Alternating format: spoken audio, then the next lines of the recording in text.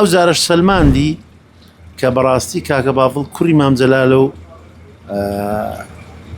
لەژێر طبیعەتی مام جەلال فێر بۆ و لە هەڵسوکەوتەکانی مام جەلالی هەمووی دیارە جێپەنجەی دیارە کە ڕێوشێنی وی گرتیە و خەڵکی یەکێتیش لەبەرەوەی کاکە باڤڵیان هەڵبژارد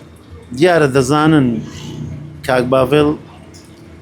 بۆچوونەکانی وەکو بۆچوونەکانی مام جەلالە و هەم لە ناوەخۆ هەم لە دەرەوەش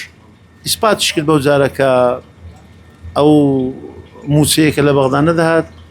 کاکە باڤڵ توانی بە 72 سەعات هەموو شتەکان چارەسەر بکا و ئێستاش ئەوە ئامانجەکەی دیار لەو ڕۆژانەوە موچە دەگا و خەڵکی خۆمان بەڕاستی بێوەزع بوو بەس باش بوو قسەکانی کاکە باڤڵ تەسیرێکی زۆری کرد لە بەغدایە و خەڵکیش پێ دڵخۆشە بە قسەکانی بەڕاستی وەکو هاوڕاتیەک چەند دڵخۆشی بەوەی کە هەر کاتێک کێشە دروست ببێتن لە بەغدا بێت یان لە هەر پارچێکی تری کوردستان کێشە دروست بێەوە بەڕێز باڤڵ جەلال تاڵەبانی بە پیلی دەڕوات و کێشەکان چارەسەر دەکات. وەچی گوتمان کاکە باڤڵ ئینکاری ناکرد لەوەی کە شتەکانی پێ چارەسەر دەبی و چارەسەریش دەکا